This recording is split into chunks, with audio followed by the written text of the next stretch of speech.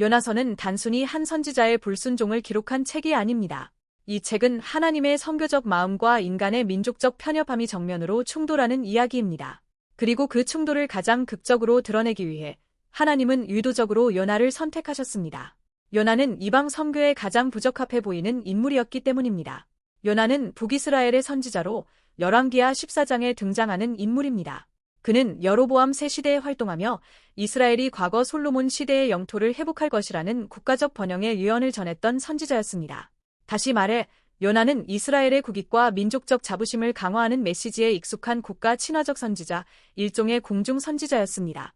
그의 예언 사역은 이스라엘의 회복과 확장을 지지하는 방향에 놓여 있었고, 그런 점에서 그는 민족 중심적 신앙 세계관을 자연스럽게 내면화한 인물이었습니다. 바로 이런 요나에게 하나님은 충격적인 명령을 내리십니다.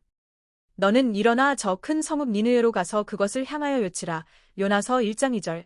니느웨는 아수르 제국의 수도로 당시 이스라엘을 위협하던 가장 잔혹한 제국의 심장부였습니다.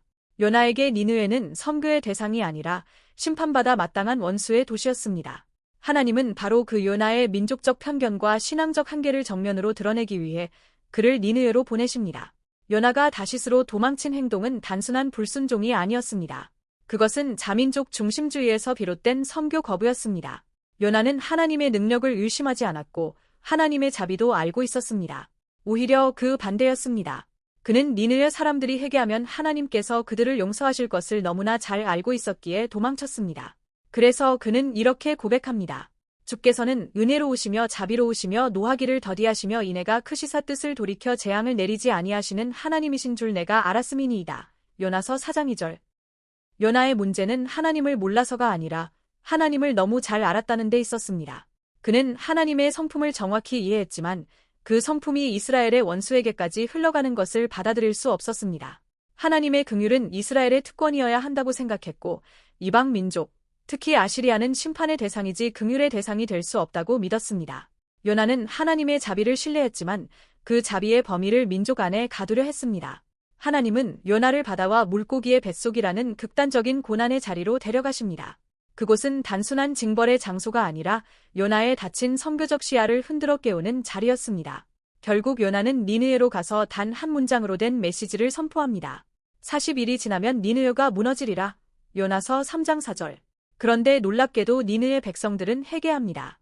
왕에서부터 백성까지 하나님의 말씀 앞에 엎드리는 이 장면은 이방인들이 하나님의 말씀에 응답하는 요나서의 절정입니다. 그리고 하나님은 요나에게 결정적인 질문을 던지십니다. 내가 이 큰 성읍 니느웨를 아끼는 것이 어찌 합당하지 아니하나. 요나서 4장 11절. 이 질문은 요나 개인을 넘어 모든 시대의 하나님의 백성을 향한 질문입니다. 자민족 중심주의는 자신의 민족과 문화만이 하나님의 특별한 관심 대상이라고 여기며 다른 민족은 구원의 가능성 밖에 두려는 태도입니다.